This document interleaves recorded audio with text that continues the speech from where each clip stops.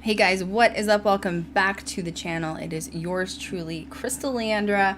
I have an awesome guest here today and I'm so excited. I could scream. She got on chat with me. I was like, oh my god, we're finally here. Today I have Eilfie from Paranormal State. Her and I have been friends for a while. She was a fan of the Ghost Girl Diaries channel from back in the day, and that's how we ended up chatting years ago. We've talked about collaborating, never did it, and finally we're here. It's like, yes, finally we're here. Today we're going to have some really cool topics. We're going to chat about opinions and discussions on the Black Dahlia. The reason I brought that topic up specifically was because it was recently brought up again with the Ghost Adventures crew when they went to the Cecil Hotel in Los Angeles. That was an amazing episode if you have not seen it yet, by the way. And this is a paranormal podcast for those of you that are brave enough to join the circle. We're also going to talk about the Slender Man, which is literally a dark hole. Eilfie and I were talking about this earlier. You can take this in so many different directions because it was a character that was actually created. It went viral, you know. It was born from the internet basis of things going viral. And in my opinion, I think it's a lot stronger than people realize. And so she went down a dark rabbit hole. I went down a dark rabbit hole. It's fun to do that with people that are really, really, truly like-minded. So with that being said, I want to bring in my guest, Eilfie. Girl, we're finally here together. How are you? Hey, I'm doing good. I'm so glad. How you doing? I am wonderful. It took us what, three years to get here finally?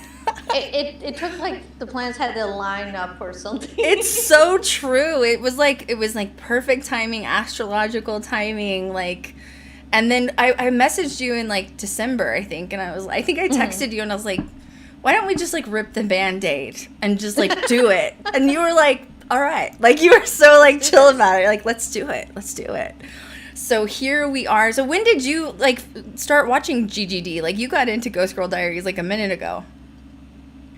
I want to say it was pretty early on. Was it? Yeah. God, God, how many years has it been already? Oh my, don't say that, girl. Like, literally. Like, okay, 2011 was when Paranormal Challenge happened. And I think I don't know if I hope to God you didn't see my first few videos because they were so bad. But, like, my first few videos were 2013. And those are gone, by the way. Like, I've removed those from YouTube. Like, nobody can find them. They're gone. They're archived. But, yeah, it's been a minute. I want to say at least 2014. Yeah. I want to say it was 2014 when I started watching good. the shows and everything. That's when it got better. Jeez. It was so bad. Woo, so bad. So, you powered up. You got. I started with like a card table, and like a sequin backdrop. It was just really like it's like PTSD. Right, like no, you look great. It looks like you're in like a witchy spot studio. Like I love it. You have like a little it pop. Don't look at everything else. So let's chat about. Have you seen the Cecil episode? By the way, I didn't even ask you if you saw it. Yes, I did. I actually hunted it down and watched it and everything because you mentioned it. And I was like, I don't think I saw that episode. So yeah, it was really good. I sat down watching and everything. It was longer than their normal episodes. I think it was like an hour and a half or something. But they did mention that the Black Dahlia was seen the day before at the Cecil. I call it Cecil and Cecil, okay? Like, I think I've heard it called either It's way, both. honestly. If you go to Los Angeles, people call it both, honestly. But I made this huge video on it years ago. Like, literally, I think it was like 2015. And the only thing people wanted to, like, talk smack about was the fact that I was pronouncing it wrong. That was, like, the only complaint they had. And I was like... all the things.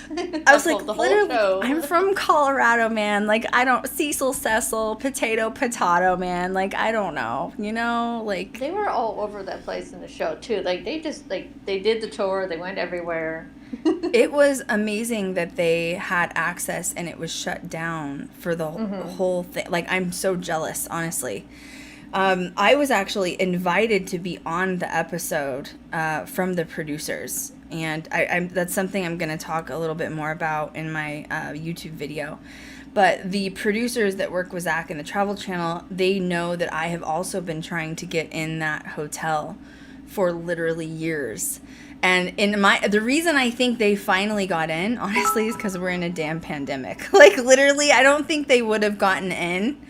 Like, their business is probably there's hurting. No one else here anyway, so why not? Come on in. Literally, pay us some money and, like, we'll let you come in for the night. So, really, it was just lucky. He just happened to get in at, like, a really perfect time. So, Now, the Black Dahlia, one of the reasons I've been fascinated with it forever is because they kind of considered it like our version of a Jack the Ripper. Yeah, I would put it in that category. And I'm obsessed with like the UK history and like lore and like paranormal. Like, I'm obsessed. So the Jack the Ripper files, like, I love. But, you know, when they found her body, I was realizing, like, I hadn't really gone into depth when they found her body. So it was a woman and her child, like, going on a walk in LA. And they stumbled upon the Black Dahlia, which obviously we know that her name is Elizabeth Short. But the woman that found the body, essentially, like, originally, didn't know it was a human remains. She thought it was a mannequin. Well, I made the mistake. I did, well, not so a mistake, but I did the Google search of the picture. Is there really? Like, oh my God, now I have to do it. Is it bad? Oh God. Yeah. Well, because there's the picture, there's the clean picture I think they gave to the press where it's her on the ground with a blanket over top of her, the more tasteful one. But then if you Google search, you can see the forensic pictures, like the actual how they found her. Oh yeah, she's like disconnected, like straight up disconnected. Like, it's not even, someone didn't even try to like pretend like she was a whole body. Wow. But she really does look kind of like a mannequin. Like, she's like stark white. There's like nothing else there.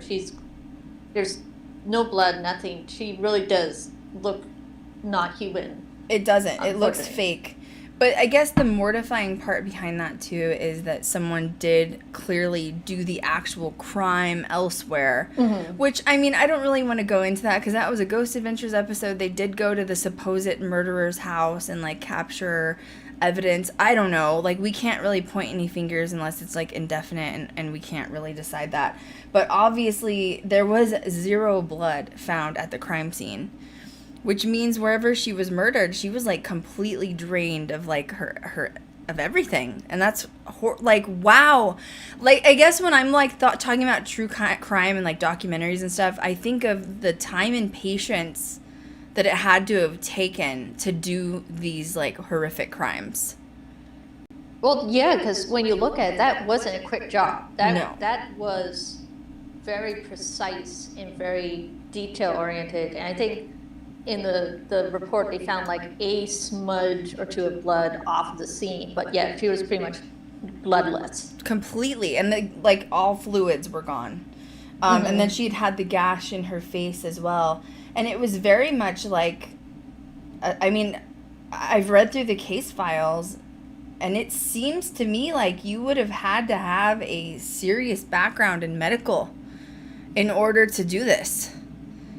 Yeah, especially when they are talking about how none of the organs were disturbed and everything was cleanly cut through, because a couple of the crime podcasts that talked to, they were like, this is a very specific way you cut through so you don't cut through major organs. I'm like, okay, you have to have gone to medical school to know where to cut. You would. And how would you know, especially like you think of like crime scenes like Richard Ramirez, and they're so violent and they like stomped people to death and like did these like horrific, crazy, violent deaths. And yeah, like to me, like a killer, like, or like John Wayne Gacy, you know, he abducted the kids and like tied them up and like, you know, like they're very like a lot of anger like going into that. And so I'm trying to say is like it's a quick, fast crime, and like they wouldn't have the time or patience to think of, oh, I have to be careful where I cut so I don't hurt an organ. Like, they don't care. You know, like, so this person, it was almost like a guinea pig. Do you agree with that? Well, what was interesting is that apparently a lot of stuff was done to her violently before her death, and then the caring for the cutting up and everything was after the fact. That was just so clean. And similar to unlike Jack the Ripper, where when he was done, it was very passionate and very violent, and just like right there. Exactly.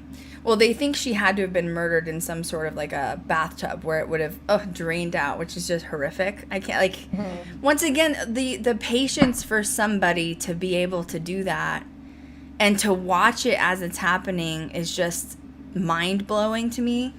And then for her to be actually cut in half, they had to like remove a vertebrae or something. And there's like a specific area where this has to be done, which once again, if you haven't had some sort of medical experience, how would you know? Or even let's play pretend and say somebody out there studies medical stuff and like gets medical books on their own. Would you have the confidence even after studying it to like go in? You know what I'm saying? Like, right? Like, seriously. Yes, like I'm gonna pull out my Grey's Anatomy and we're gonna like try this out. You're like, all right, well, I got this girl murdered, so I think I'm gonna decide to like separate her spine. Like, I think I'm gonna go there. You know what I mean? Like, but the confidence to do that as well. And I agree. I think when you said guinea pig, I think whoever did it didn't look at her as human at that point. Just looked at her as something to experiment with, to dissect, to like just like curiosity, like a specimen. Like she was like a lab specimen to them or something weird. Yeah, not even a person at that point. So someone named Ashley, one of our fans, said, I do not believe that the man did it. I'm assuming this is the guy that's in the Ghost Adventures episode. I don't have those notes with me right now, guys, but she said, I know he was a bad man, but I think that it may have been an abortion gone bad and they covered it up and did like an over-the-top massacre. That's an interesting theory. I didn't... They're talking about Dr. Hodel. Hodel, yeah, Hodel. Yeah, he's like the big guy that they talked about on the show, and then like the one they really... actually what's interesting with the show itself is like, I went down the rabbit hole just looking up the house, because I'm like, I've seen that house before. In LA? Yeah, like I'd seen it on other shows or something. I'm like, where's that house from? Yeah, that girl, it's his daughter, right? Or his stepdaughter, something like that. I was looking into it too, and man, I think she's made some money off this, which good for her, boo. Like, she needs a check too, like everybody needs a check. But she's done interviews, like multiple after Ghost Adventures, and she's allowed like photographers and journalists to come in. And like, so they've made it into this little empire. I'm like, good for you, girl. You get it, Oh yeah, it's his his granddaughter, and then there was his son Steve Hodel, yes, who wrote the book, believing that his father was the killer because living in the house, he's like, yes, something didn't add up right or something like that. Right. No, I know, it's really, really weird stuff. But it's once again going back to like the divine timing thing too, which I found interesting. So when she was like found murdered, obviously she was kind of like considered a Jane Doe. They didn't know who she was, what was going to happen. And then they ended up finding out that her fingerprints were found in the FBI's like sector twice. And it was because only like 7 or 8 months before that, she had applied for a job at an army base. And then the second time she'd gotten arrested. So once again, divine timing. How many people in this world get murdered and do not have fingerprints? And then, you know what I mean? Like, she just happened to be found in the system. Like, if it weren't for those 2 incidences, she was arrested for, I believe it was drinking under the or she was under the influence, or was she drinking under the influence or something like that? Yeah, it was a DUI she got. So lucky for her, she was identified. How many of these people this weird stuff happens to, we don't hear about it because it just becomes another Jane Doe and they can't be identified. Oh, yeah. And, like, I found it interesting, the case file, that's how they used this old school, they call it sound photo, which was, I guess, the early idea of a fax machine back in the day to do this, too. Which it's like, I want to see one of those. I know, right? Literally. So they did apparently have a lot of suspects that they came in. They did interviews, but nobody was really ever technically charged. So it's amazing that her story has gone on for so long. And once again, more amazing to me that she's connected to the Cecil Hotel. Because that hotel is so damn dark. Like, it's amazing to me. So she was, January 1947 is when she was murdered. But the day before she was reportedly, went missing or was found, she was actually found or seen at the Cecil bar several days before the murder happened. So it's just weird that there's a connection with the Cecil Hotel because it's just such bad energy. And it was interesting, even on the Ghost Adventures episode, they couldn't even go over all the deaths that have happened there. There's so many deaths.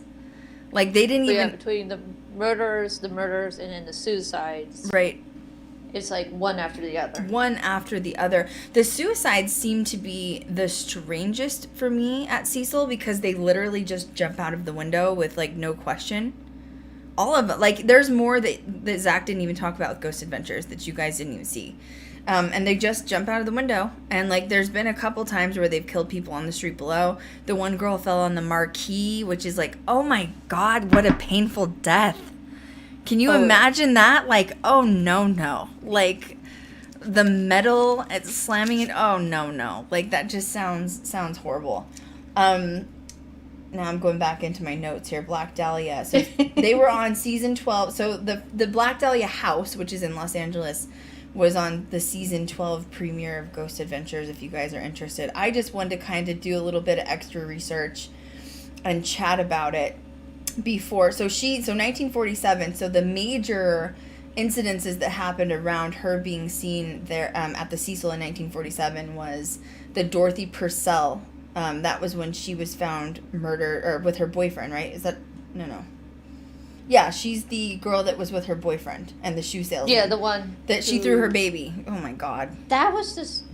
I looked up a few things with that, because I'm like, that's just the weirdest kind of scenario where it's she goes in the bathroom, gives birth, thinks it's dead, and it's just this weird, I don't know what, it boggled my brain, honestly. P.S. Let's just chat because we're girls for a minute, okay? Like, she claims she quietly gave birth. How did that happen? Like, women do have, like, a higher, like, pain tolerance for sure than men, like, 100%. But, like, how do you quietly give birth? Like, I would be like, holy shit. Like, you know what I mean? Like, I'd be screaming and, like, cussing. And also, like, how do you, like, she had to have been quite far along. Not that I'm saying that it's not possible to not know, because it does happen sometimes. But, like, you would have... there's a whole show of, like, I didn't know I was pregnant. But right, well, and she would have skipped periods. Can't be that big, and the bathroom can't be that far away from the bed. So how's the guy not wake up hearing anything at all? Well, let me just say that I wouldn't just let my boyfriend sleep through that, okay? Let me just say, you're going to endure this with me, okay? Like, I'm in pain, boo. You're going to be in pain with me back, okay? Jesus, so bad. But then just what she does is next is just like... Oh God, it's just... No, I know. Like, you know, so sad. How... I guess I just don't understand. That's two things that I can't stand, which I love true crime, I love paranormal and occult, obviously. Two things that I don't get, well, I guess three. Human sacrifices, that's just gross to me. Two, hurting animals, that makes me more sick than anything. And three, hurting like a child. I don't get, like, how could you, like, carry this thing for 9 months, like, birth it, palm it, like it's like a football, and then you're just like, oh, you know what, it's dead, I'm just gonna toss it out the window. It's just weird to me, like, and it sucks because you don't know what was happening at that time. Was it mental health? Because that was a point in time, you're talking, what, 1944? Mental health wasn't a thing really till recently, you know? Well, it was like, it was still kind of new in some ways. I think there was like 3 doctors that looked at her that they finally went back to her case and decided it was like due to insanity and everything. And like back then, most of the time, women were like usually labeled as hysterical and it's like they didn't really go probing further. It's like, here's some pills, you're hysterical. Oh man, back then you could literally, as a woman in that time, you could be put in an insane asylum for, like, being crabby at your husband. Yeah. Like, literally. Or, like, if you had a bad period and you had cramps, you're going to the insane asylum because you complained too much. Like, even if you weren't a good housewife, like, they would, like, deem you insane and just stick you in there, put you on pills. It's just sick. So it does make you wonder, like, what was going on? What was going on there? Yeah, it says three psychiatrists. Like, I would love to know the before all that. Like, what was she going on before that? See, when I look at cases like this, my like true crime brain starts like going, and I think of stuff like, does she have any family, or even the boyfriend, which is Ben Levine? Obviously, they would be. I mean, they may not be alive at this point, or else they could be in their 90s or even 100. But do they have grandchildren or even kids that know about what happened? And that I'd love to, like, interview them and be like, what was this about? Like, what happened here? Do you even know what happened? That's where my true crime brain goes, though. So, anyway, overall, what do you think about Cecil's, like, energy? Like, do you think... I mean, you know, there were, like, weird things going on before Jack came in, which was the other serial killer. There was weird things going on before Richard Ramirez showed up. So, you know, people are always like, oh, Richard Ramirez did satanic stuff and that's what caused it. Yes, I agree with that, obviously. Like, he's clearly a Satan worshiper. But there was stuff happening before then. What do you think? Do you have a theory on, like, what's going on there? Look at the hotel, the location of it. I was kind of wondering, like, what was there before, like, when it was new, during, like, all these major times with the criminals and the suicides and the deaths and such. And were there any other hotels? Because I keep wondering, like, was this just a place of convenience? Like, is this just unfortunately happened to be the hotel that was the easiest to get to take care of things or to end your life or something, unfortunately.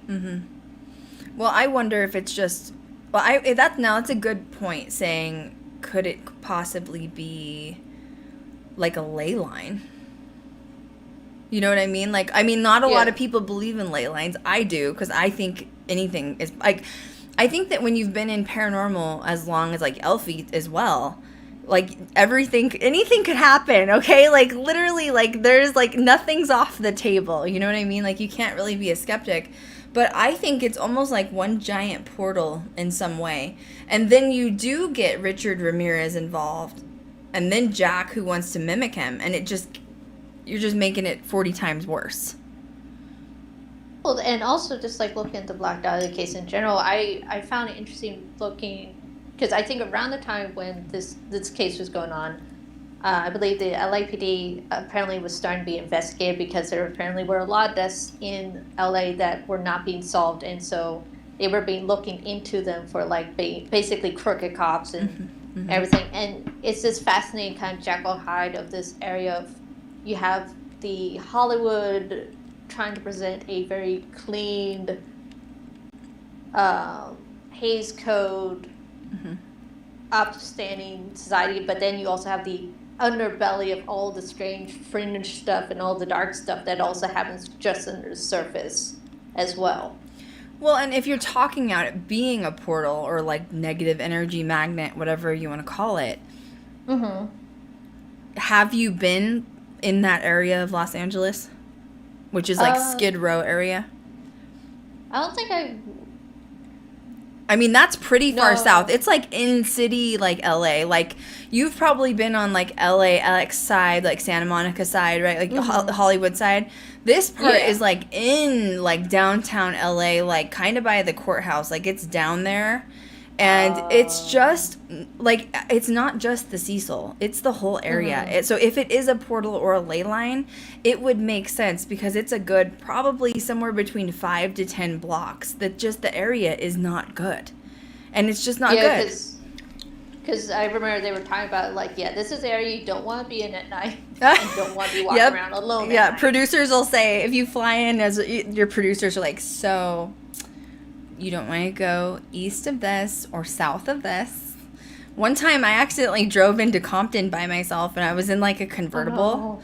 I'm this blonde in convertible. I'm like, hey guys, what's going on? I'm in Compton all of a sudden. I don't know. How did I get in Compton? I don't know how I got to Compton. Like literally. They're like, get out. Literally. Wrong turn, guys. This is not good. But yeah, with the Cecil, so it does make you wonder if just a couple of like 1 or 2 blocks away, you're having this thing of unlimited population of homelessness. I don't know if Skid Row really existed then. If it did, it may not be as big as it is today, obviously. Yeah. But then you get transit people, and the Cecil was known for being like $19 a night. Like, how can you beat that? Like, you can't even stay in Vegas for that. You know what I mean? So you probably got people that were just desperate to go in, and like, I honestly think with Eliza, which was the girl that was found in the water tank, I think that, you know, she may have been having a mental health crisis in the same time that she was possessed. To me, she appeared possessed. And I think that, I do think it was a human that murdered her. Now, whether that human was possessed themselves or not, and I have more deets on that, too, for my other video. It's like, that's a whole... Eilfie and I could sit here for 10 hours if you let us, okay? Like, it's really bad. Between the elevator video and then also just the fact of, like, being able to lift that lid and all that stuff, there's something just doesn't add up. Oh, what do you think? Did you research the elevator game? I know this wasn't on the list, so she may not have, but did you research the elevator game? I looked into it because, like, I remember we were talking. I want to know what you think. Ooh, like, what? What do you think? I want to know what you think about it. It's creepy. Like, it's creepy. Okay, elevators are creepy at the beginning because I've been in some old elevators that are like creaking. That as they go up, they sound like they're about to fall as it is. So it's like, oh, let's add another layer to that, shall we? No, I think, and honestly, I think elevators are portals for sure. Like, and stairways. Those are 2 areas I think for sure. Not all of them, but I do think some do, you know, mimic it.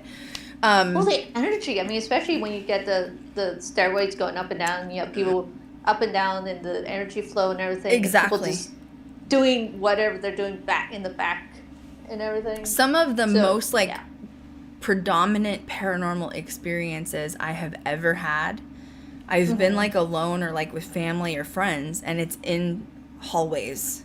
And it doesn't even have to be a creepy hallway, but like stairs, like stairways. And it is, I think it's this constant energy flow that like creates this sort of like portal magnet thing. And it is weird.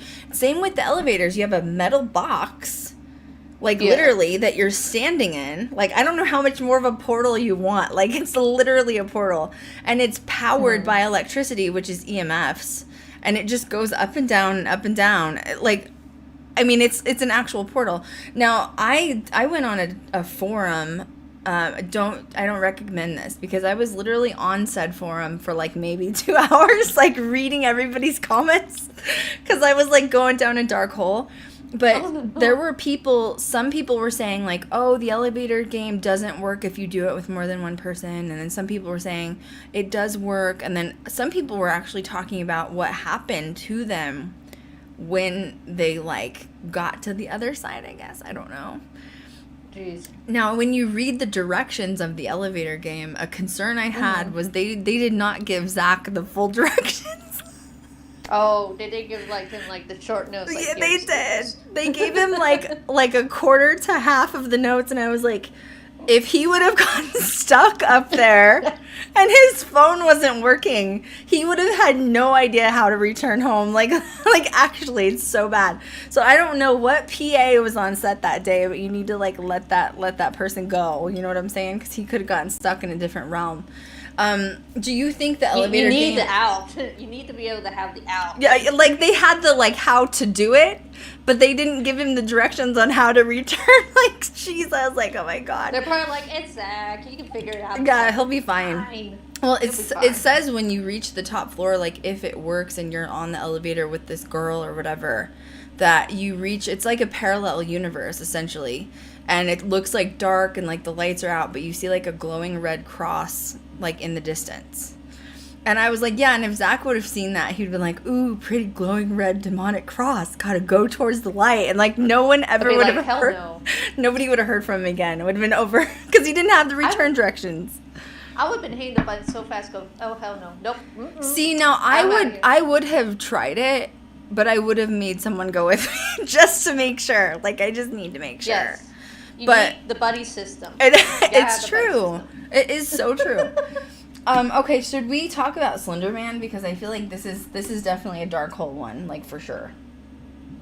Yeah, we could totally get into Slender Man. I mean, it's just like we could talk for hours a little more on like Black Dahlia and all the cases, and also just the fact like going down the rabbit hole. How many fictional books have been written because of that character? It's true. Because of the whole case and everything. It's like, it's so true. It's so true. I mean, not only that, spin-offs too. Like you think of anything, crime TV, crime shows, and then you go into the Slender Man, and they have all these movies, films they've done about it, and then they have games. Oh, you and I were looking into the computer app games that they have. Like the one thing I want to say with Slender Man is that everybody that has gotten involved with it has made like a killing financially on like kind of, you know, taking money off the empire because it has become such like a thing, you know?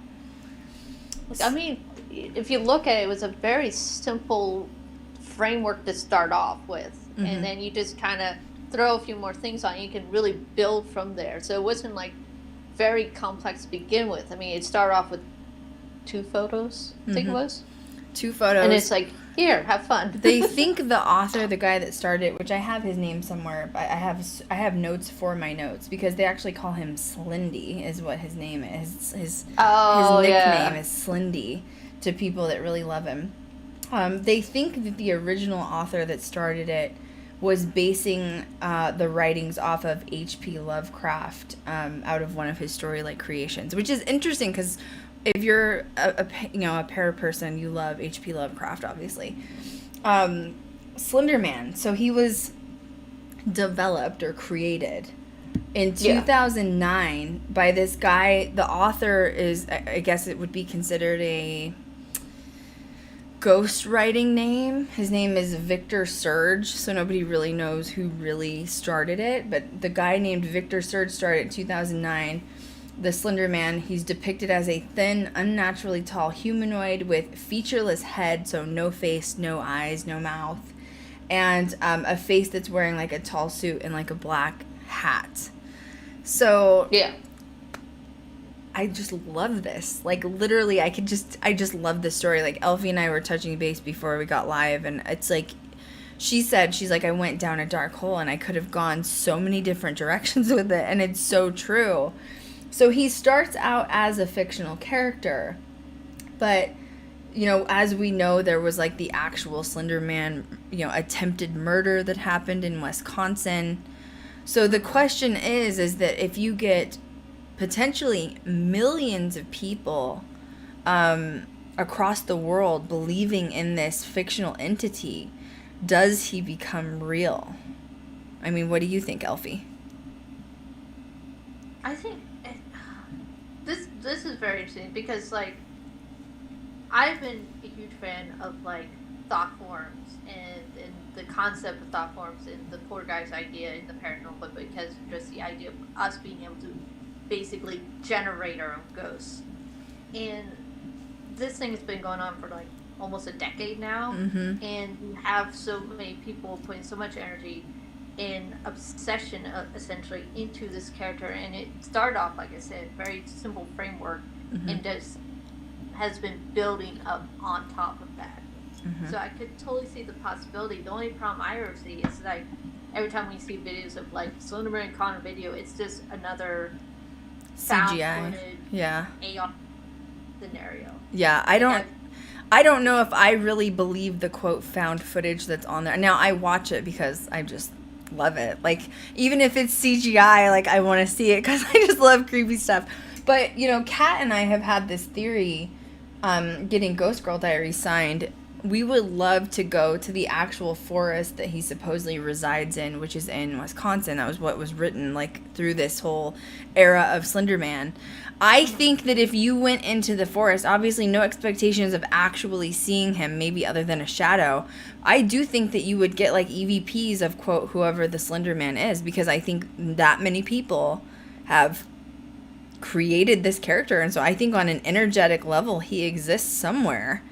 And by the way, like, Eilfie and I, we're researching it. People are still building onto the Slender Man, like book or whatever. Like, what is this called? Like an endless novel? I'm not even sure. And it's actually, that's why I find fascinating, because he is an internet creation, and Mm-hmm. with the internet, it's like you just can layer and layer and layer and layer, and sometimes that makes it a little more difficult because, like you said, creepypasta, you're not sure its origins, that we are as close as we can be compared to others. Mm-hmm. But oh my god, we suddenly got, like, static or that electric interference in Mm-hmm. the woods. I'd be like, okay. Do you think that whoever he is created, like, because they say he has tentacles and, like, that's how he grabs you, or what? Like, there's a lot of theories. Some say he has wings. So do you think this fictional character is now considered, like, a demon character, or just like a non-human character? I would probably put him more into the non-human. Like, the tentacles, I could see where they probably get the idea that the author created him from the H.P. Lovecraft because of, like, the whole Cthulhu and Mm-hmm.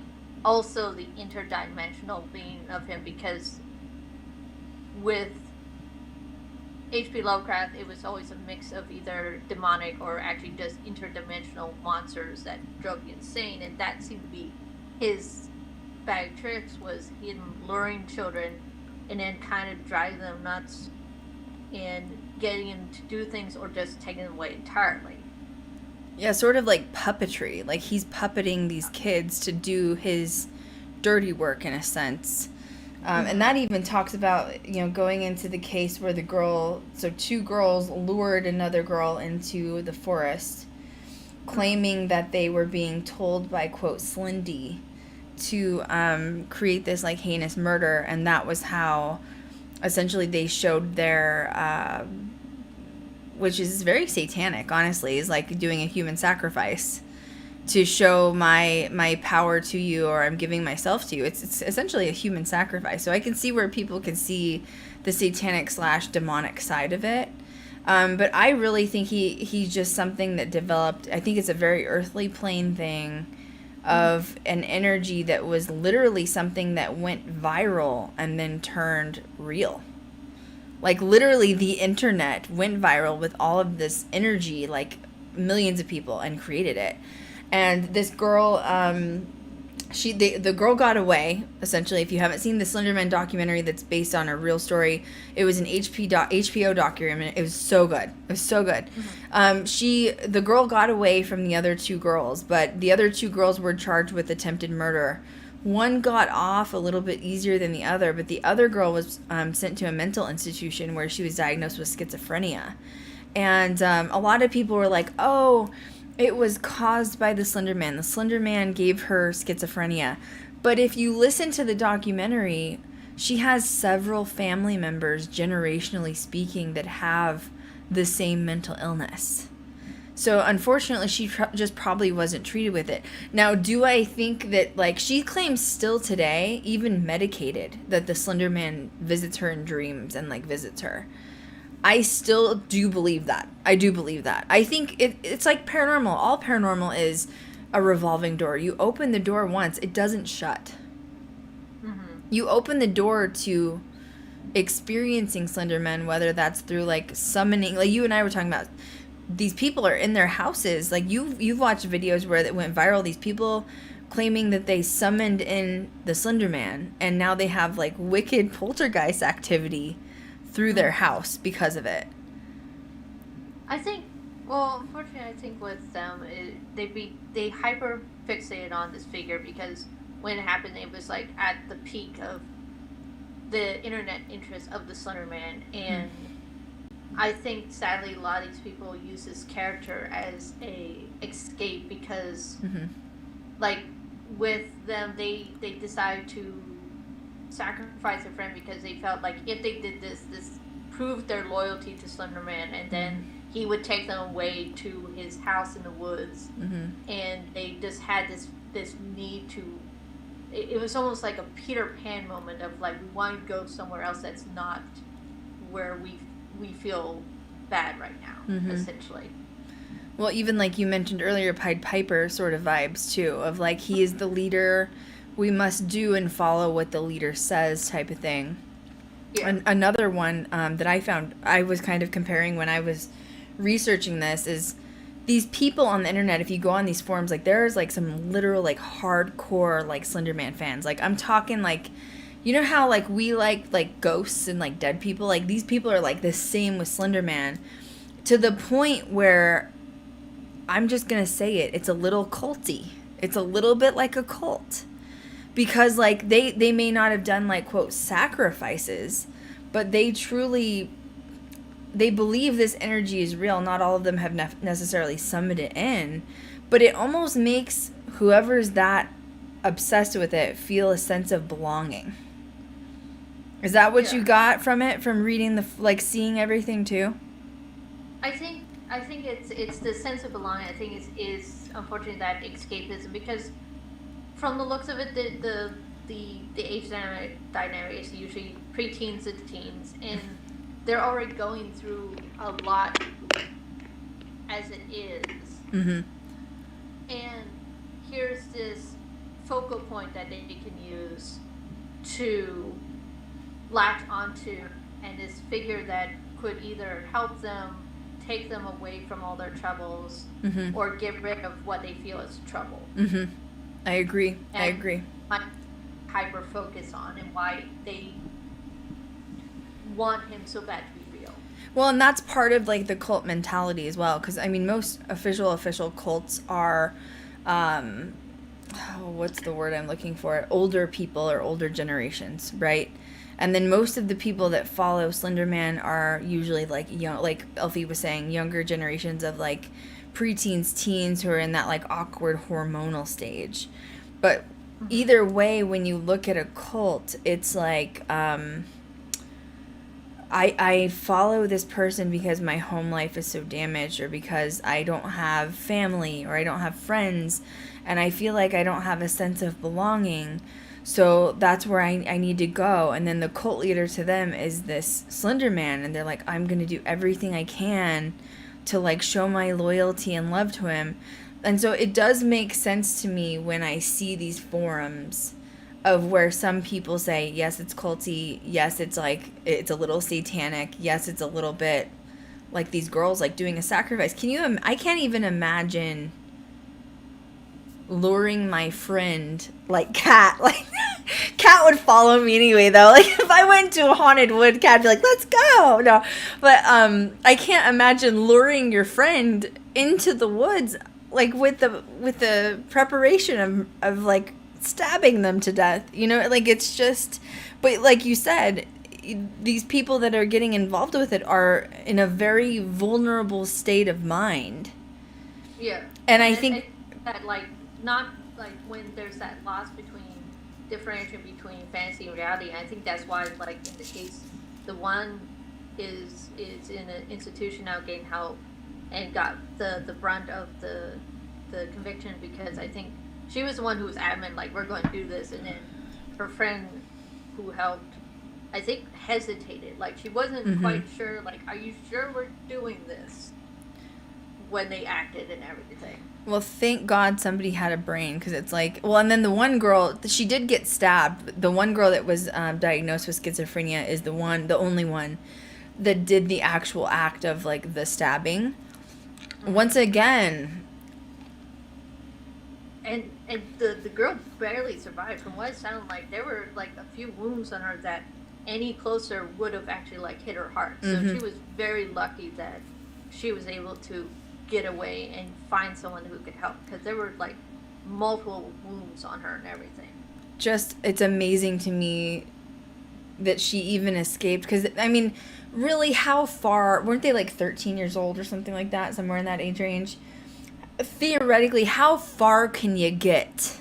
You know, like, if you're, like, they said, like, we're walking into the woods, we're gonna escape, and then after we do the sacrifice, we're gonna go find Slender Man's house. Theoretically, like, I mean, I remember being a 13, 14-year-old, and I'd walk, like, a mile, and I'd be like, I'm exhausted. Like, I need to sit down. Like, I need a break. Like, so theoretically, how far could they have gotten?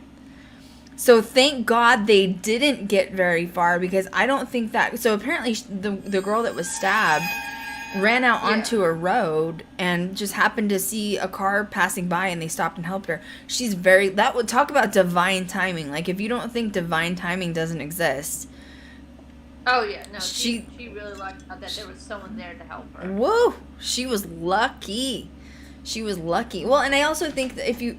Is everything all right? Turn Eilfie's audio up. Okay. Like, the battery's designed to phase on me a bit. I'm fighting with it. Are you? Don't mind. Okay. If you need a break or whatever, I can give you one, or 5. But I'm looking back at the H.P. Lovecraft thing. Somebody claimed they came forward in an interview as Victor Surge. Now, once again, can we believe him? Now, Victor Surge was the supposed initial author that started the Slender Man. How can you believe what this guy's saying? You don't really know if that's him. You know what I mean? Like, it may have just taken off to a point where somebody came forward and like, oh, I did so good. Like, I'm going to take all the credit for Slender Man, you know? Yeah, I think he was the one who claimed that he did the photoshopping of the pictures and had the little bit of writing. Apparently, writing underneath it was like just that extra bit that was needed to kick off the story and everything. He said H.P. Lovecraft was his number one influence, which is interesting because in a couple of weeks, Eilfie and I are going to talk about the Necronomicon, because everybody, yeah, it's going to be good. It's going to be a good one, so you got to wait for that. But I also hope that we can bring in a couple other characters from H.P. Lovecraft and other writings, because I think H.P. Lovecraft literally had a shoe-in with the other side. I don't know how you feel about it. I've actually started looking, because I've only read a little bit of him, but what I find very fascinating is the fact that this is such like a huge world he built, and it didn't he didn't become really famous with it until after his death.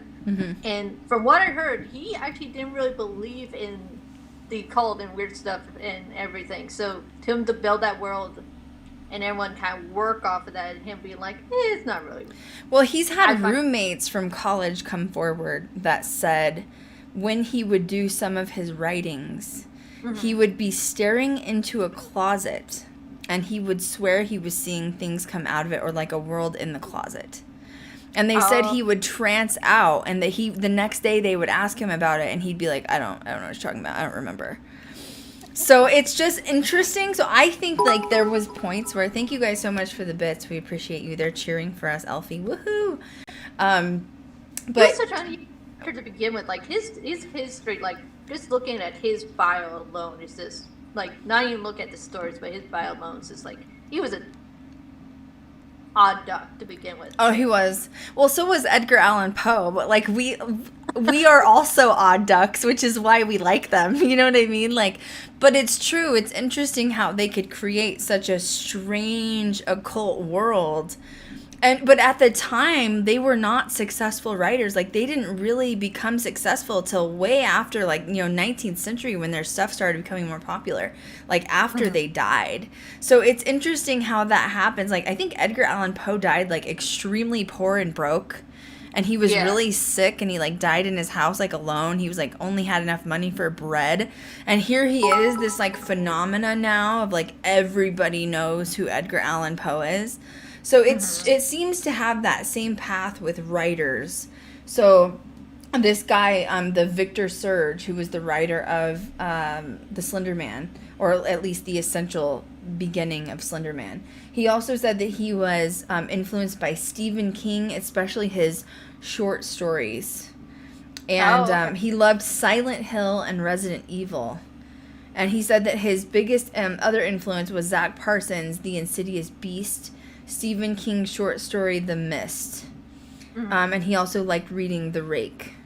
He also was really into the Mothman, and he said that was the motivation behind creating, like, this Slender Man, the Terror.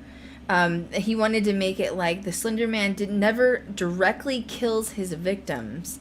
Instead, he encourages others to, like, give them orders. And, like, by ordering them to murder, and, like, it pleases him. Once again, culty. Soft kind of boss. It is. I mean, and that's where it can start to get really dark. So, what do you think about these people who are in their houses, who are, like, literally doing witchcraft and summoning? Which, let's just pause for a minute, okay? I can't sit here and lie and say I haven't done, like, summoning rituals or witchcraft rituals, because I have participated in all of the above, okay? But, like, there's some people online, if you research it, they're, like, I would call them, like, baby witches, or, like, people that have no idea what they're doing. And, like, I've been doing to the whole baby witch everything. It is. It's a very, like, baby witch where you're, like, they're like, oh, we're going to summon the Slender Man. We're going to summon the Slender Man, and then, but they're like, oh, it may not happen. It's going to be fine. And then, like, 5 seconds later, they're like, oh, shit, like, it worked. Like, you know what I mean? Like, what if it works? So, like, maybe you should be, like, what do you do in the aftermath that it actually does work? Like, I feel like people, like Zach, going on the elevator. He should have researched the elevator game himself and made sure he had the full directions. What if he would have made it to, like, the other side with the portal? How would he have gotten home? You know, like, you have to be prepared. That's the baby witch idea of, like, when you're summoning things or, like, practicing in ritual spells. Like, do you have the closing part too? Or did you forget, like, you need to research how to close the spell or how to end a summons, or if you do summon something into your house, how do you get rid of it? Like, it's just like, what do you think of those viral videos? That's usually, okay, so, like, if you didn't already guess, when it comes to magic and witchcraft and summoning things, like, usually, like, I have no problem with people new to it learning right off the bat, like, get your first book, but usually it's good to first learn how to, like, close and clean up before you start poking things. And I probably wouldn't say Slender Man would be the first one you want to play with. Oh, thank you. 100%. 100%. That probably would be the first tryout. Like, yeah, let's do this. I mean, I'm semi-experienced, and I don't even know if I would be summoning in Slender Man personally. You know what I mean? Like, and it is, because I think they're like, oh, it's a joke. It's funny. We're just going to summon in the Slender Man. And then all of a sudden they're having, if you guys research it on YouTube, there's a ton of people, and they're filming poltergeist activity in their house. Like, literally things are, and I believe that it's real, but they're scared and freaked out because they have now an energy in their house. Another thing with summoning that you have to be safe with is when you go to summon something or talk to something, you don't know if that's actually what you summoned. Something else could have stepped in its place. You know what I'm saying? That's the exact thoughts I have. Because just because you're saying that I'm summoning Slenderman, and even if Slenderman has become some sort of thought form of some kind, doesn't necessarily mean if it falls within the same parameters of summoning any kind of spirits or beings or anything. So when you go and you cast your circle and you summon what you think is Slenderman, you're not sure what you're actually bringing in, because it's similar to, like, okay, I have no problem with spirit boards, as long as you, like, open the door and close the door and do the process properly. See, guys, Eilfie is a pro here. Okay, she just said she believes the same way I do. Ouija boards, that is Hollywood getting in your head. It is the same as a Mel meter. It's the same thing as an EMF meter. You're still connecting with them. You just need to open it properly, trust who you're working with it, and close it properly. Now, if you, like, talk to a demon and you just, like, pick up the board and you're like, okay, bye, demon, get out of my house. Like, that's not how it works. You know what I mean? Like, it's not how it works. So, like, these people who, like, oh, my God, I used a Ouija board once and it was so bad. Yeah, it probably was, because I doubt you closed the session properly. You know what I mean? Like, and boundaries with your house. Don't summon something in that you don't know how to get out. Oh, yeah. I mean, and it's I mean, in some ways it's almost similar to, like, do you have boundaries of your house? Do you really want to call something in your house that then you will have to 100% in your house? Because just because you tell it go away doesn't mean it will go away. I wish. Like, that's how I feel about my neighbors the last few days using a jackhammer. Can you just, like, go away? Can you just, like, stop?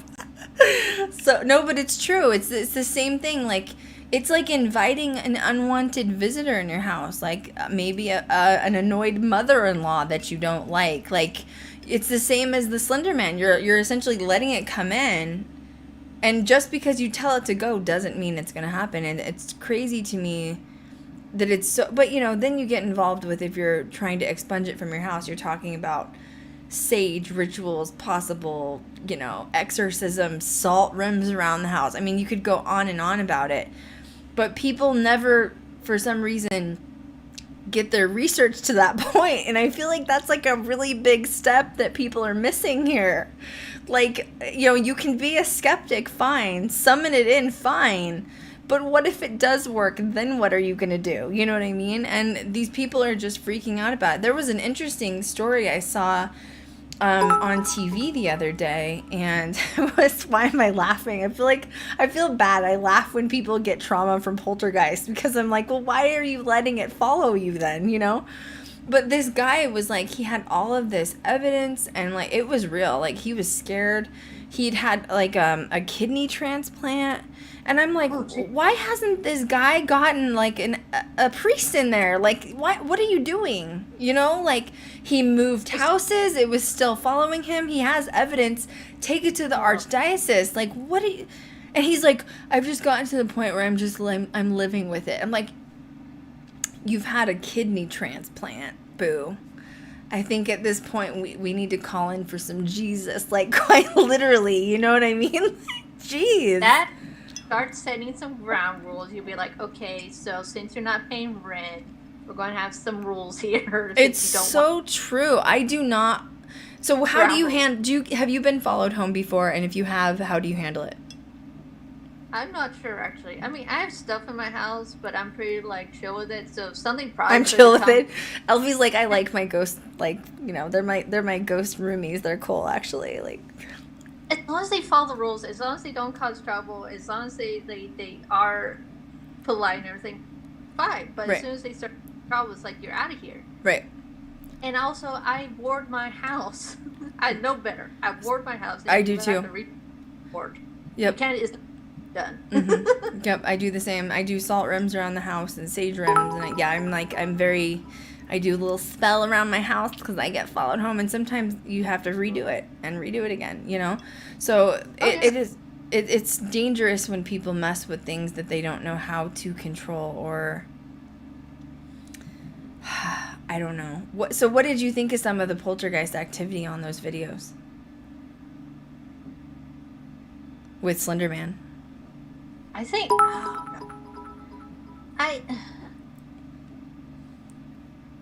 Do you think they're idiots? You think they're idiots? I'm sorry. I can see. Okay, so if we're going in the idea of people generating their own ghosts, I could see them generating it to themselves of like, yeah, I totally got Slenderman and crap happening, right? Everything. They probably could be just feeding into it and front-loading themselves of like, yeah, this is totally stuff going on, and generating their own energy to make this happen. Mm-hmm. And most of the time people are like, I don't know what to do. It's like, you just clear it out, make rules, start charging it rent. Truth.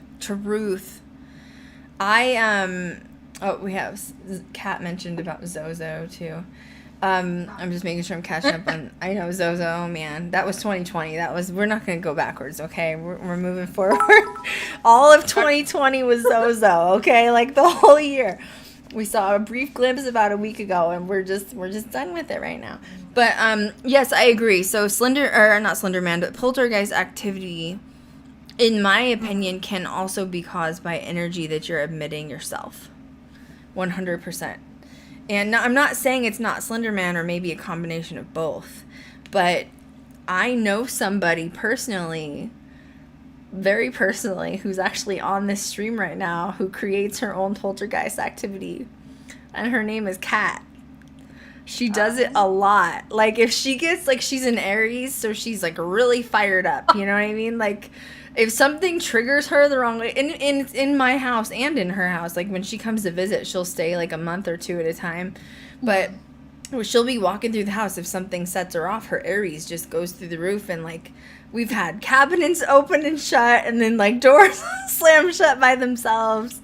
And, like, I remember she'll, like, walk over, like, oh, my God, like, did something follow us home? And I'm like, I just think maybe, like, a meditation session. Maybe, like, a little bit of sage. Like, I just think, so, but it's true. Yep. Like, people don't realize how powerful your own energy is, you know? So we're going to learn some shielding, containing, and centering, and grounding here. It's so true. It's so true. No, I don't. Kat just said the pots and pans go flying sometimes. Thank God that hasn't happened in my house. Jeez. Put a little bubble around it. like really grounding bubble. No. And I mean that's ground bubble around it. So what were some of the dark holes that you saw with Slender Man? It's just like all the it was going down all the paths trying to figure out where he originated, because most of them went with the guy in the 2009, and then all the games that there were like multiple games, like one after the other, and they're all the creepy games where you remember from the early 2000s that were like similar to Silent Hill and Resident Evil, of the walking around with a flashlight, you can barely see anything, and the noises getting louder and louder as you're looking for pieces of paper, and then suddenly Slender pops out of nowhere, and I'm just like, oh my God, I remember these so much. It's true, but it's amazing. Like, they have created a financial empire off of this fictional character. Like, this is way before FNAF and everything. Yeah, I mean, it's just, there are literally, I think I saw 20 or 30 games for PC and apps. I don't know if they're all still of existence, but that's a lot, guys. 20 or 30 games based on this fictional character, that, you know what I mean? And once again, like, I've talked about this theory from the Stanley Hotel when my old friend Callie worked there. She created this child image that was in... Have you been to Stanley? You've been there, haven't you? Oh, yep. Okay, so this wasn't the actual, like, main hotel or the presidential suite. It's another section that's kind of behind the presidential suite, and it's, like, the admin building. So she was doing tours in there, and that building actually was not haunted at all. It wasn't really haunted at all. But what she did was she started a story for her tours of a little girl haunted this building. And what she did was she sort of played the telephone game. So she would bring people in, tell them the story, and then people would say, oh, I felt this, or oh, I smell this, or this. And then pretty soon, her and I started doing actual investigations in the building, and we got the evidence that the people had created from this character that did not exist previously. Dude, you played Phil. And literally her and I were just sitting, like, we didn't even have to do anything. We're sitting there with recorders and, like, all of our equipment's going off. We're like, and this building was not haunted before. We got little girl voices on digital recorders. Like, so once again, going back to Slender Man, and that was only with a few hundred people. Imagine millions, thousands putting their energy into Slender Man. My, like, ultimate goal would be to go to that forest. And a cat said that my camera is going in and out of focus. That's weird because this is a new camera, so it shouldn't be doing that. So that's interesting. But I'm going to have Slender Man visit me in my dreams tonight. Great, I can't wait. Well, I think the thing, too, is just the difference, too, is that they're working off of the Stand Hotel with a already kind of battery to work off of. Yeah, yeah. The crystals underneath and the geodes and the mines, 100%. Yep. Like, Lori had, like, some slight hauntings in the main part of the hotel, but then you build off of that and, like, kind of pull the energy into a knot, and create this story. And especially if you tell it in such a way of believability, like, people are just going to add to that and put their own energy and just keep it going and everything. And usually with thought forms, I think, most of the time it's consistency. Mm-hmm. Like, if the story doesn't change too much, if you can retell it over and over again and just kind of almost keep going over that same line until there's a nice groove in it and everything, mm-hmm. that is more likely to appear than just a one-off story that just fades into nothing. Mm-hmm. I agree. I totally agree with that statement, 100%. Some people are saying that they heard a woman's voice come through on my microphone. Oh. Eilfie just laughs. Oh, well. Something happened. No, nothing I haven't dealt with before. You know what I'm saying? Like, it, like, never fails. Every time I film, like not this, like, but pre-recording for YouTube, whether it's Ghost Girl Diaries or, like, Creeps and Cosmetics, without fail, every time I'm sitting there and I'm like, just let me get through this video, please. Like, I really need to film this. Like, I don't have 6 hours. Like, I understand that you want to be here, but, like, I really need to just, like, get this going, you know? Every time I feel like it just, whatever I'm talking about just, like, summons it in. Oh, some people are saying, is it the Black Dahlia? Interesting. That poor bitch, man. That's a rough way to go. I hope she didn't feel anything when that happened. Like,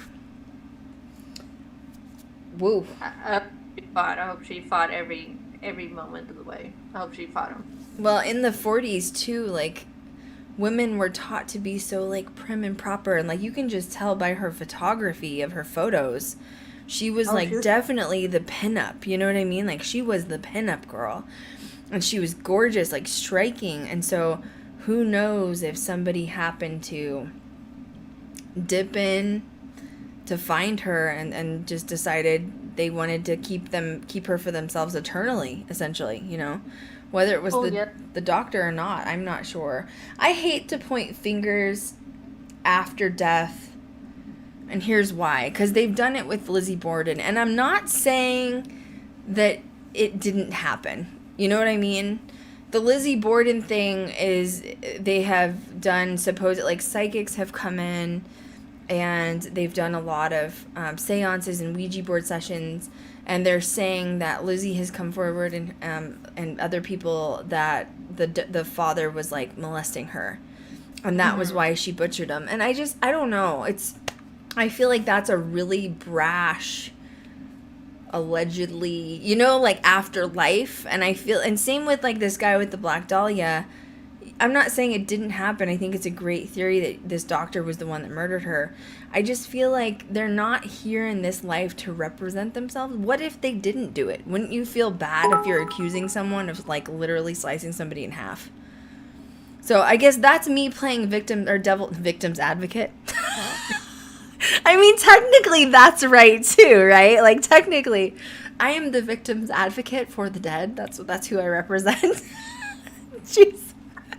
I think what I find interesting is that the son is so adamant. Like, he's like, I know my dad did. I know it because he wrote a whole book and everything. And it's just like, there was some weird stuff with the doctor, apparently. Like, his house, he had some strange parties. There was fringe stuff. There was weird stuff going on.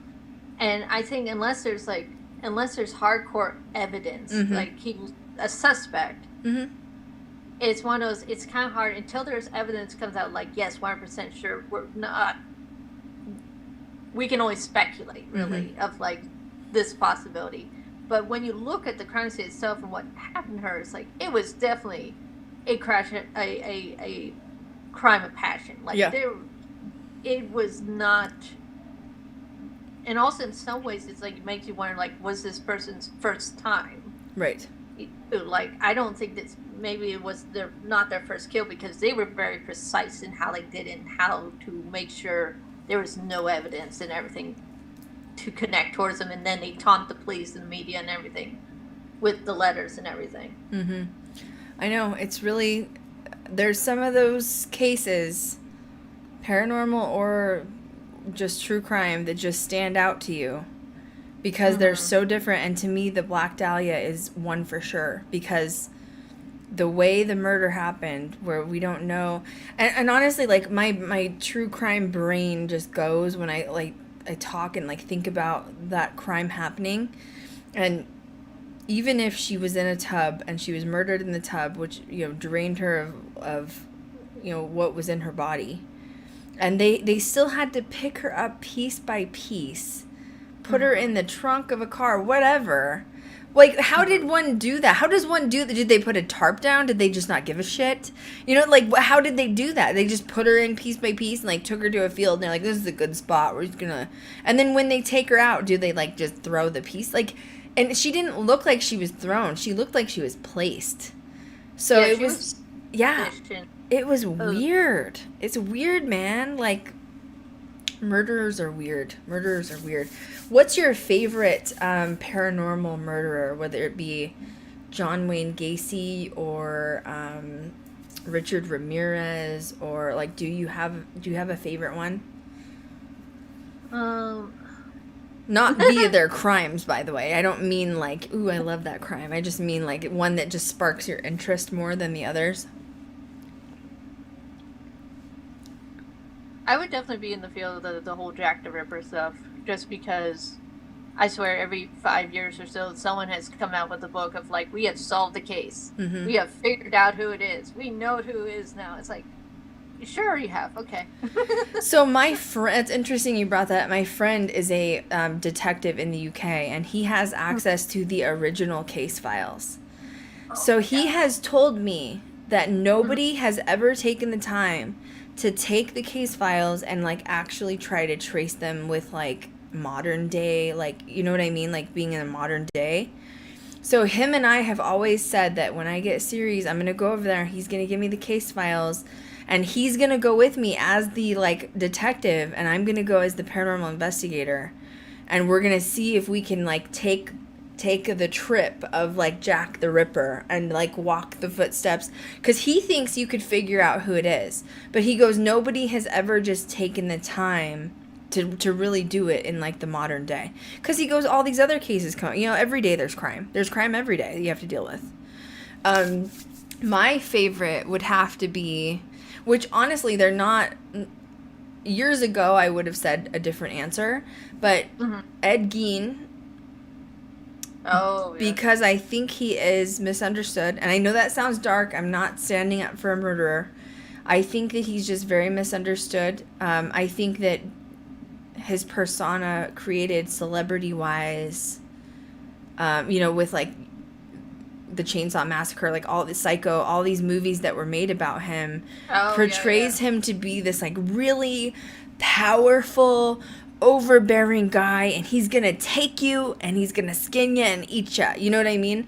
But when you interact with his actual energy, it's like itty bitty living space. Like it's literally like the genie on Aladdin, you know what I mean? Like phenomenal cosmic power, like itty bitty living space. Like he's just not like that, and he still tries to be very like powerful and like overwhelming in person, you know, like because I've been to Zach's. Have you been to Zach's museum yet? No. Oh my gosh. You have to come out here and we'll go. Oh my God. But and then the other one that actually shocked me, that is very powerful, and I guess I assumed he was already powerful, but being in the presence of his items, because Zach has purchased many of his items, the Kansas City Killer, He's the guy he's the murderer that would abduct young men, and he would sodomize them and like chain them up for weeks before he would kill them. Wait, was that the BTK guy? Yes, BTK. Yeah, he's just I'm going to be honest, I think the BTK energy is darker than the Dybbuk box. I think it's darker than Peggy the Haunted Doll. Like, I've been around everything in that museum 5 or 8 times, more than that. And the BTK energy is just, I mean, I don't think he's demonic, but I've been around demonic energy. But the BTK energy is like, he just doesn't give a shit. Like, he would, like, slice and dice you without even thinking about it. Like, he just literally just gave no Fs whatsoever. So that was interesting, being around that kind of energy, because I've even been around Manson's ashes. I'm going to be honest, too, like, being around Manson stuff, like, it's the same thing as Ed Gein. Yeah. People have talked about, oh, Manson was, like, the cult leader behind, and I'm not saying he's not responsible for the murders. But, like, you get around his ashes and stuff, and you're like, leave his face again. You're just like, he was kind of a nobody that became somebody, and that's what made him feel powerful. You know what I mean?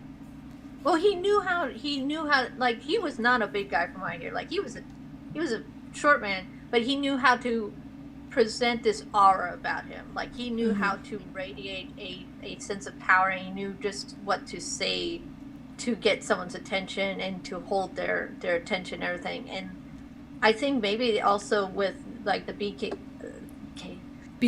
yeah. TK guy, and all them, I think probably what's so disturbing, or why it feels even more disturbing with those items of them, is because they are from human beings, that they are from people, and the idea of a person. Because when we think spirits or negative spirits or anything like that, it's always like this other that we can put on a different level because it has different morals and ideas. But then when you deal with a human being that has lived, that you could have walked past down the street, and the idea that they could just do this to someone without even thinking twice about it, just because they wanted to, I think it's even more frightening to anyone. Right, I agree completely. Yeah, he got, how do I word this without too vulgar? Somehow Zach obtained the crime scene sheets to the bed set where some of the murders took place. BTK is not dead. I don't know if it has to do with him being dead or not. It still has energy, right? I mean, Oh, he could. Yeah, there could still be. I mean, there's still energy. Oh yeah, like, it doesn't matter if he's dead or not for there not to be energy around that BTK. I don't know if he's dead or alive or not. I've been around some like oddity stuff where it was like darker, and it's just like, yeah, you looked at it going like, that's nice. Not touching. Well, it's what's weird though, because, like, I mean, he has the crime sheets, so they're set up like in there, like, as a bed. So, and then, yeah, that's gross because, you know, like, you know what happened. But when I'm in there, like first of all, he hates women because he was raping men. You know what I mean? So he hates women. Definitely doesn't want powerful women in there. And I was in there. He was like there was a door just like slamming me shut to get out of there. Like, it was like, I don't want you in here. It was like the most like forceful energy out of the whole place, which is strange. Like, and he is alive. I just looked it up right now, but still, just because he's alive doesn't mean that there can't be horrible energy surrounding those, and his energy can't still be stuck to those items 100%. So yeah, that room was hard. In fact, I saw those items when Zach got them before he put them on display. He asked me to come down, and he had them in this weird spare room. And it was one of those things where I didn't even know what it was, but I knew when I walked in the room. You know what I mean? Like, he didn't even tell me what it was yet, but you feel that energy, and it was that, like, like, mucky, thick, dark energy, and you're just like, damn, like, whatever this is, like, really bad, like, really bad. Because even the Dybbuk box, the way that interacts is, I definitely think it's demonic, whatever that is. But honestly, Zach has created this, like, room that it loves. And it just loves being there. And that's just it. And it's happy. That room looks like hell. It's got like red lights and like missing like wall boards and stuff. It's comfortable there. Like it's home there.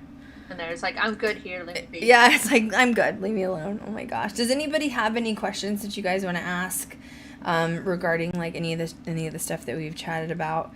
I think this was a great stream though. I love these topics. Like you and I could just go down the rabbit hole for 42 years. And just like, I love it. I love this stuff.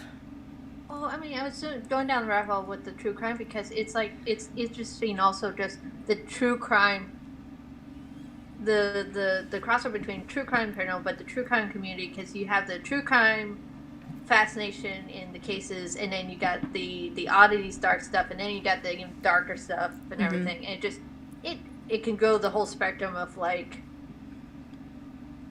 there's the surface crime stuff like yay, and then there's like the really dark stuff of like, you will be scarred for life if you look at those photos. It's true. Well, that's where it comes in from, like the balance of like, oh, like you should be afraid of demons, darkness, Satan, all of Satan, Satanism. I can honestly say I've met humans that are much darker than demons, like human energy and real humans for that matter. Like, It doesn't matter energetically speaking what their title is. It can still be one worse than the other, And I mean, for the example of Black Dahlia, I think that's purely truth, just considering she was just taken apart piece by piece, which is so, so strange. And so Eilfie will be back on with me in 2 weeks. Like I said, we're going to be talking about Necronomicon, which will be interesting, some of the characters in there, and the book itself. I think just talking about it being occult, because, some people say, oh, the Necronomicon is like a satanic book, and it has like hidden spells in it and things for like summoning. And then other people are like, no, it's just the world of H.P. Lovecraft. And yeah, well, he was strange too. We're gonna talk about some of his other characters. He was interesting dude. I'm sure people say that about me. They're like, Krystal's an interesting chick. She's real strange. Oh, it's like tell with the Slender Man into then the thought form creation of Slender Man into the thought form creations of H.P. Lovecraft's own characters and everything. I mean, like, if you put enough belief into something, can you make it happen? Well, and then for H.P. Lovecraft to live on in Slender Man is like, wow. Like, if it did come from H.P. Lovecraft or stemmed creatively speaking, amazing. He's like eternally living on, like quite literally. Slender Man's gone on for 10 years and I don't think he's stopping anytime soon. Like it's still going. So thank you, Eilfie, so much for being here. I appreciate you so much. I'm so glad we were finally able to do this after all these years. Oh no, this is great. I've definitely enjoyed this. Honestly, like I will happily nerd out on the paranormal and the weird stuff all day long. Yes, me too, girl. Me too. Make sure you guys subscribe to our channel. Make sure you guys follow Eilfie on social media. It is at Eilfie Music on Instagram, or if you follow who I'm following, you can find her in there on her Twitter and on her Instagram. Tune in for next week. Is going to be a good one. Kat and I are going to be talking about female cult leaders. Ooh, that's going to be a good one.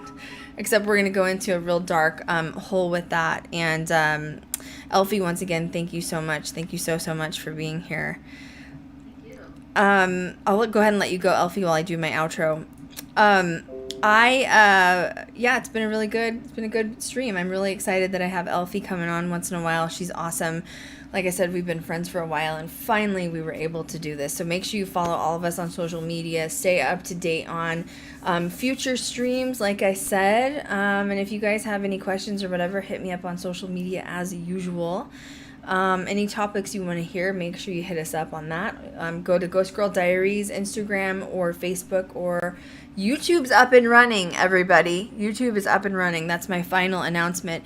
People have been questioning me what I was planning on doing with YouTube. So I wanted to take a week from, or a couple weeks off from streaming and uploading content to my lifestyle channel, because I needed to get reorganized, because I was really shocked to see that the Ghost Girl Diaries channel is back up and running.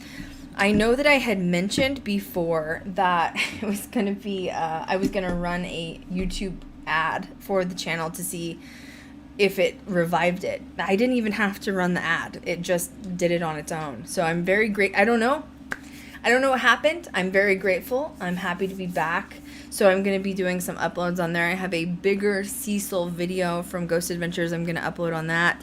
I've just been creating content behind the scenes and planning. Shout out to Kat. Thank you for being my mod tonight.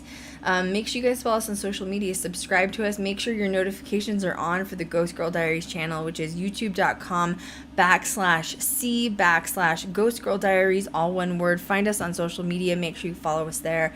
And as always, I will catch you guys next time. Bye, guys.